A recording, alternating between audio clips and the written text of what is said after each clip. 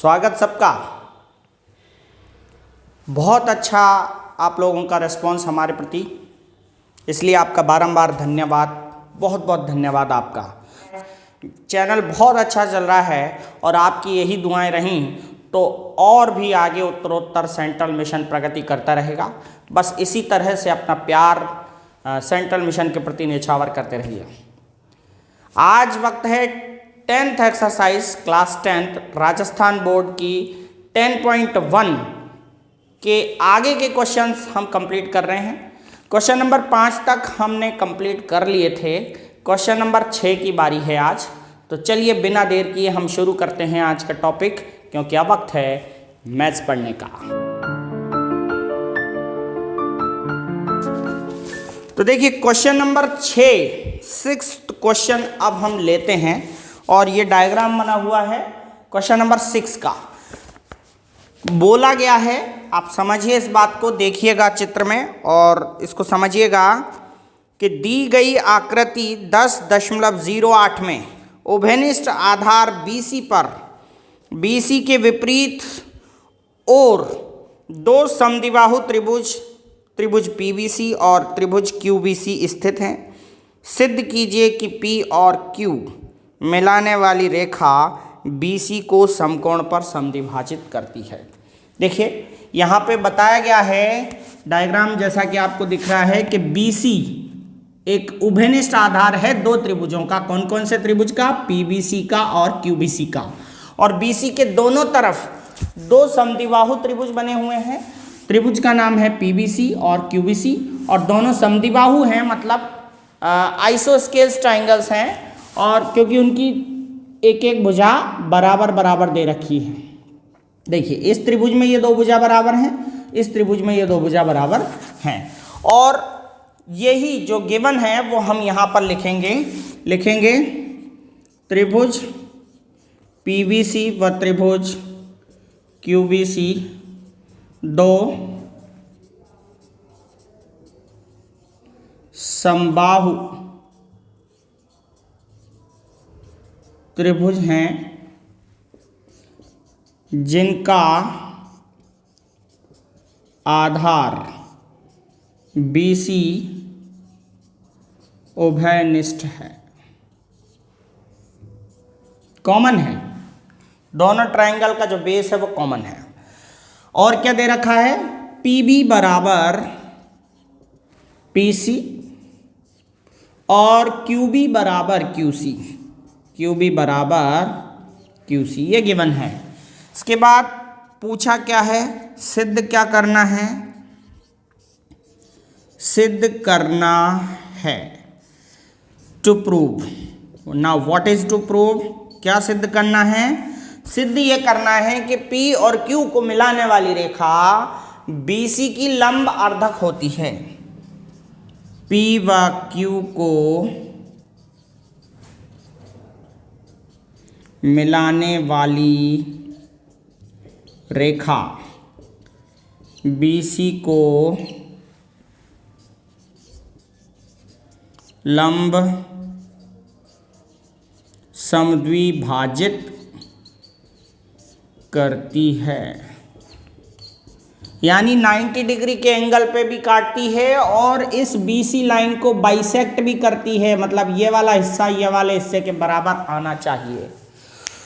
तो चलिए हम इसी बिंदु पथ यानी कि लोकस के जो रूल हैं जानते हैं। दो रूल हमने पढ़े थे, आपको मैं फिर से याद दिला देता हूं कि यदि दो बिंदुओं से बराबर दूरी पर कोई बिंदु है, ये दो बिंदु हैं, इनसे बराबर दूरी पर कोई बिंदु है, तो इस बिंदु का बिंदु पथ इन दोनों को मिलाने वाली लाइन, ये वाली लाइन के लंब अर्धक से गुजरेगा, यानी लंब भी होगा और इन दोनों को बराबर भागों में बांटते हुए जाएगा। The locus of point P, which is equidistant from 2 points, is perpendicular bisector of line segment of joint of these 2 points.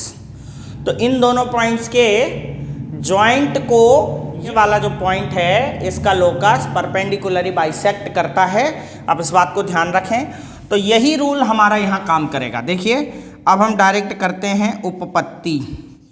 उपपत्ति यानी प्रूफ में इसी रूल का हम इस्तेमाल करेंगे जो हम जानते हैं। पहले हम लिख लेते हैं,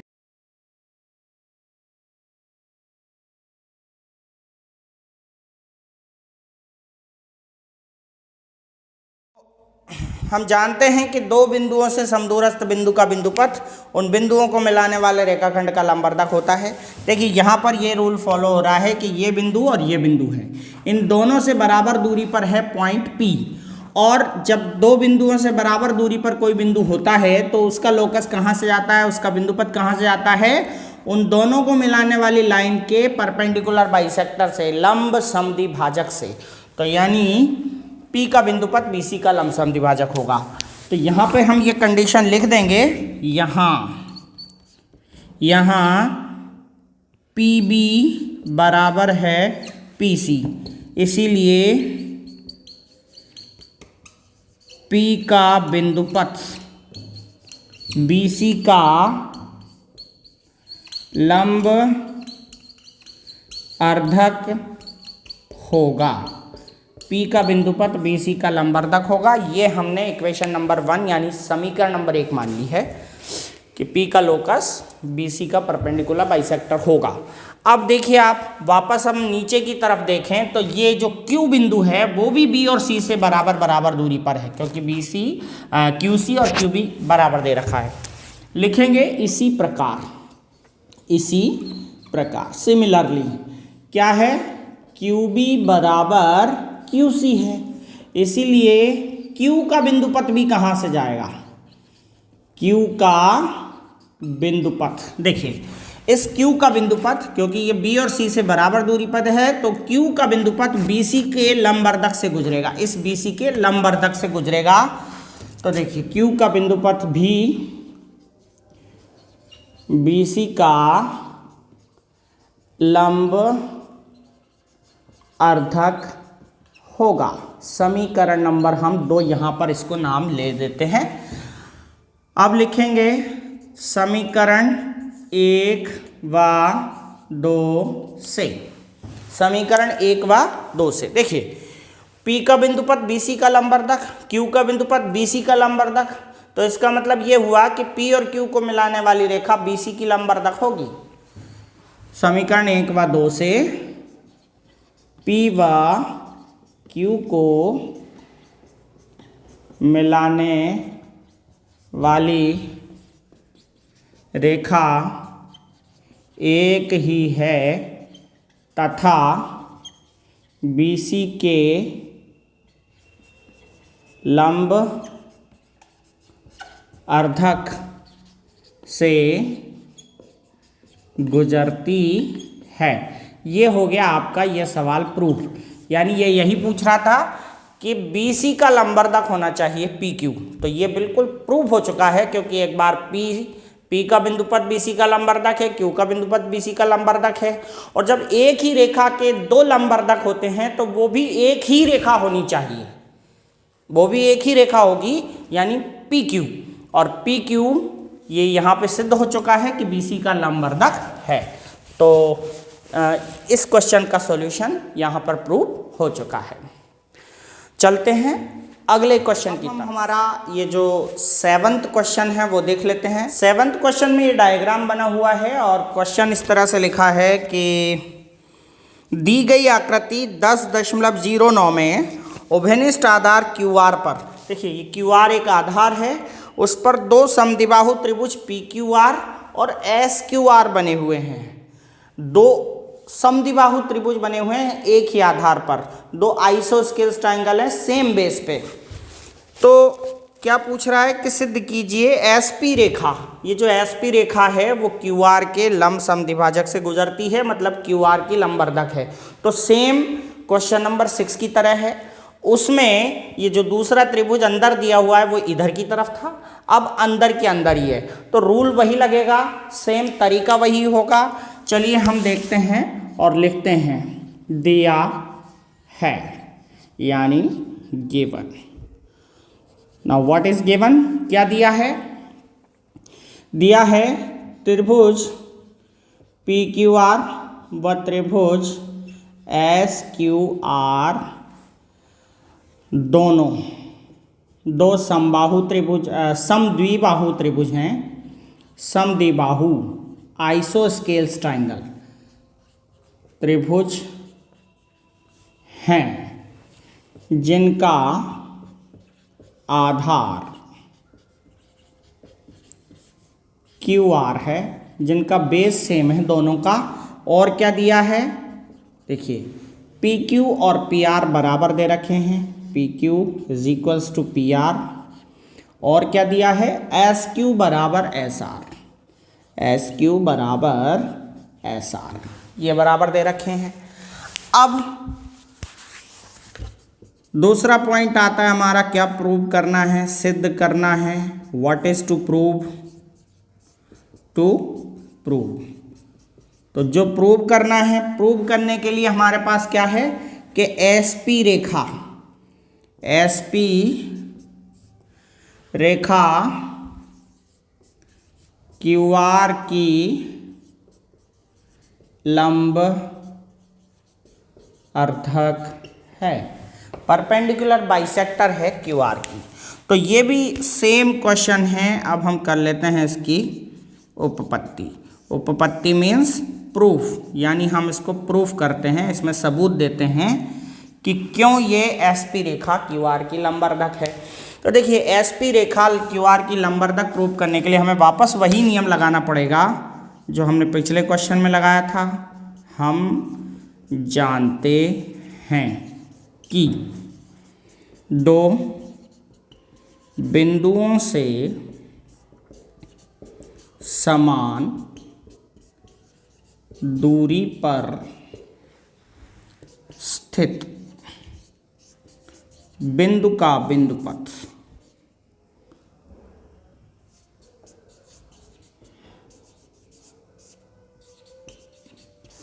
उनको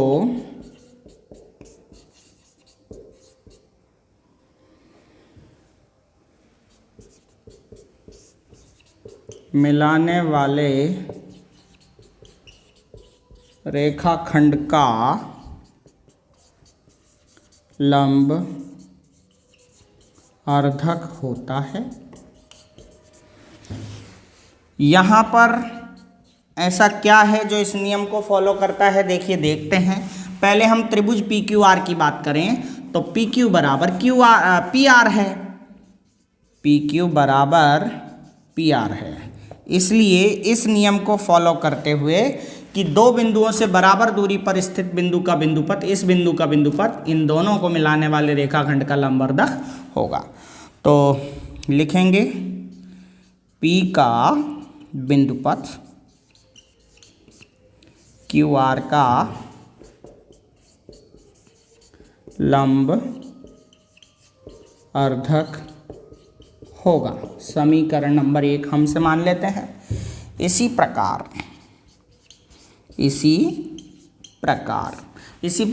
QS और QR RS भी बराबर है, QS और RS भी बराबर है। तो QS बराबर RS, इसलिए S का बिंदुपथ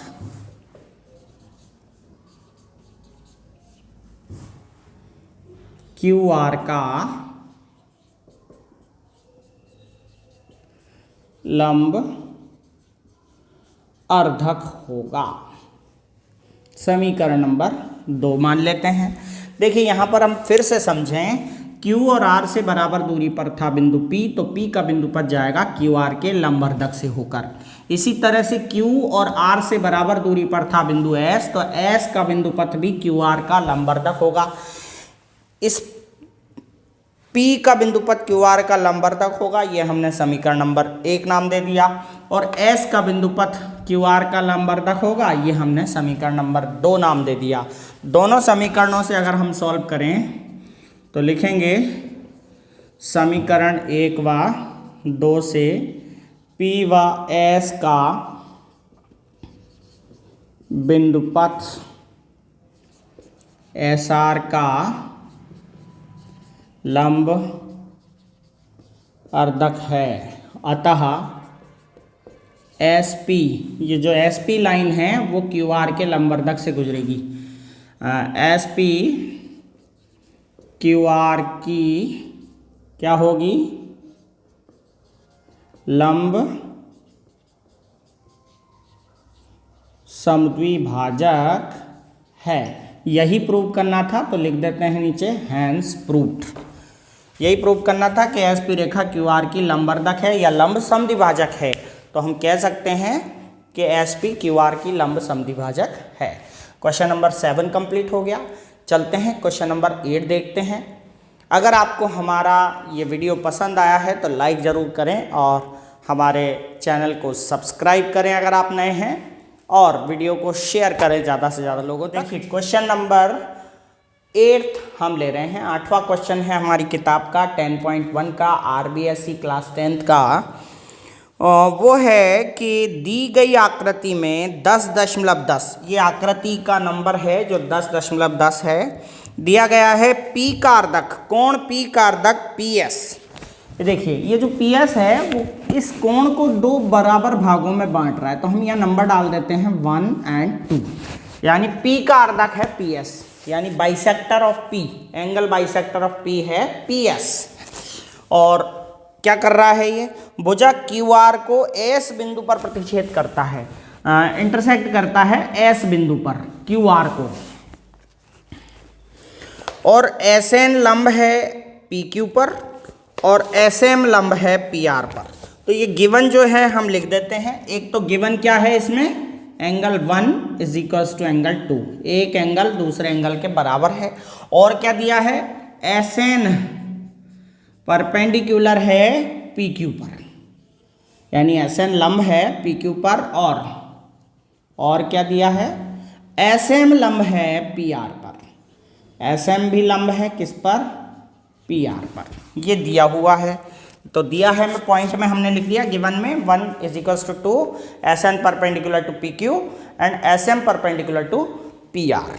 इसके बाद बोला क्या गया है, क्या पूछा है कि सिद्ध कीजिए एस एन बराबर एस एम। तो हम सिद्ध करना है, यानी टू प्रूव पॉइंट में लिखेंगे S N is equals to S M, ये हम प्रूव करेंगे। तो चलिए करते हैं इसको प्रूव।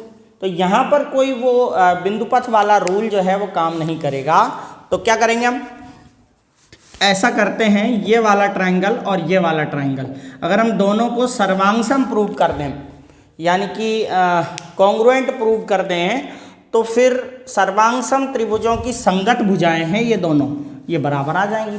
तो बहुत ही इजी क्वेश्चन है। देखिए हम करते हैं इसकी उपपत्ति, उपपत्ति यानी प्रूफ। चलिए प्रूफ करते हैं। तो क्या करेंगे, हम ट्रायंगल पी एस एन और पी एस एम ले लेते हैं डायरेक्ट। त्रिभुज पी एस एन व त्रिभुज पी एस एम में, इन दोनों ट्रायंगल में सर्वांग समता यानी कॉन्ग्रुएंसी का कौन सा रूल काम कर रहा है, पहले हम देख लेते हैं कि कौन सी 3 चीज़ें इन दोनों की बराबर हैं। देखिए इस ट्रायंगल का ये वाला एंगल और इस ट्रायंगल का ये वाला एंगल बराबर है, एक चीज़ बराबर हो गई। दूसरी चीज़, ये वाला एंगल ये वाले एंगल के बराबर है, आप देख सकते हैं 90 डिग्री हैं दोनों, 2 चीज़ बराबर हो गई, 2 एंगल बराबर हो गए। और एक ये साइड बराबर है पी एस, इस त्रिभुज की भी वही साइड है और इस त्रिभुज की भी वही साइड है, तो दोनों बराबर हैं। तो यहाँ पर 2 एंगल और एक साइड का हमारा कौन सा नियम है, कॉन्ग्रुएंसी के नियम हमने पढ़े थे, S S S rule, S A S rule, A S rule और आर एच एस रूल। ये 4 रूल हैं, इनमें से कौन सा लग रहा है 2 एंगल वाला, तो ये लगेगा ए एस रूल। तो हम इसको लगा देते हैं, करते हैं, क्या क्या बराबर है वो लिख देते हैं। Angle 1 is equals to angle 2, क्यों बराबर है, क्योंकि गिवन दिया गया है। हिंदी में भी लिख सकते हैं, इंग्लिश में भी लिख सकते हैं।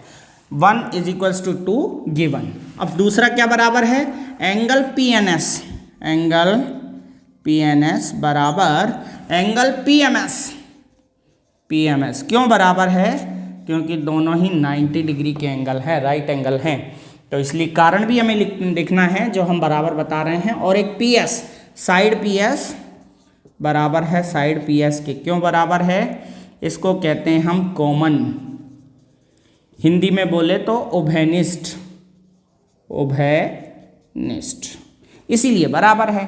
तो यहाँ पर ये एंगल बराबर हो गया, ये एंगल बराबर हो गया और ये साइड बराबर हो गई। इसीलिए हम कहेंगे AAS सर्वांग समता नियम से त्रिभुज PNS सर्वांग सम है त्रिभुज PMS के। इस रूल से सर्वांग सम है और इसीलिए जब दो त्रिभुज सर्वांग सम होते हैं तो बाकी के सारे अवयव भी बराबर होते हैं उनके, और इस नियम को बोलते हैं CPCT रूल। तो हम लिखेंगे सो बाय CPCT का मतलब है corresponding parts of congruence triangle.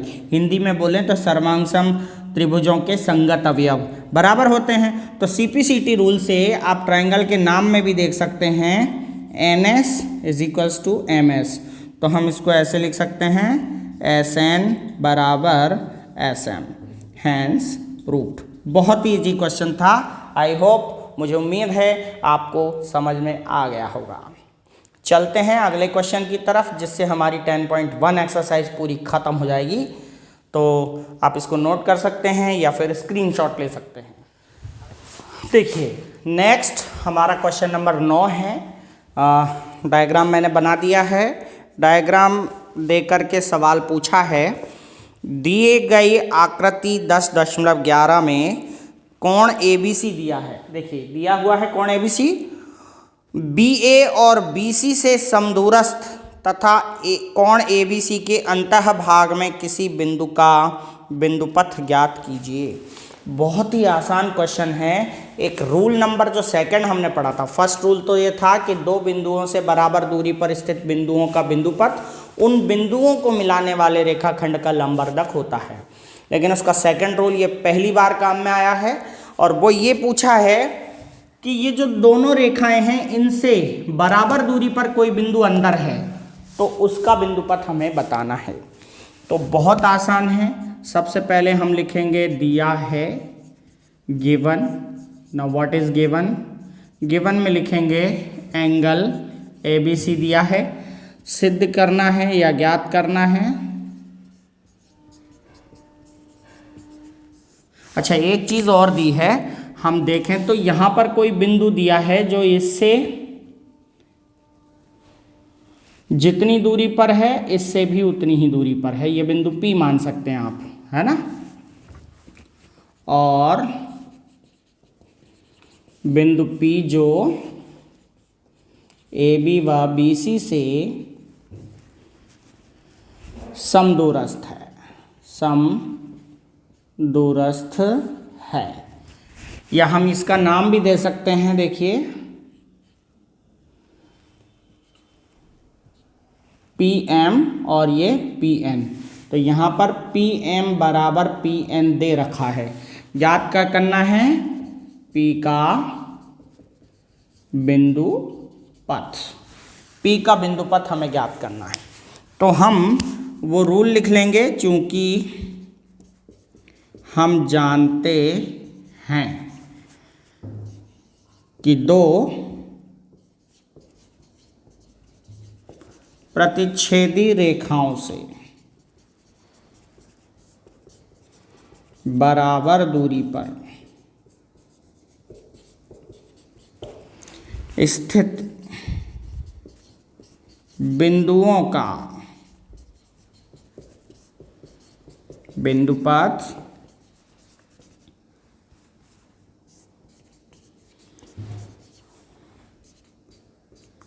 उनसे बने कोण का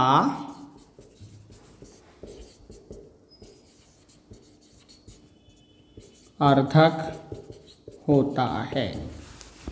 ये नियम हम जानते हैं कि दो प्रतिच्छेदी रेखाओं से बराबर दूरी पर अगर कोई बिंदु है तो उसका बिंदुपथ उन दोनों प्रतिच्छेदी रेखाओं से जो कोण बनता है उसका अर्धक होगा, उसको आधा आधा करके जाएगा। तो यहाँ AB व BC दो क्या हैं? प्रतिच्छेदी रेखाएं हैं तथा P इनसे समदूरस्थ है, इसीलिए P का बिंदुपथ कहाँ से जाएगा भाई? ये दोनों रेखाओं से बने कोण के अर्धक से जाएगा। तो हम ये अर्धक बना देते हैं, ये चित्र में बना दिया। P का बिंदुपथ कोण ABC का अर्धक होगा। बस इतना सा आपका आंसर है।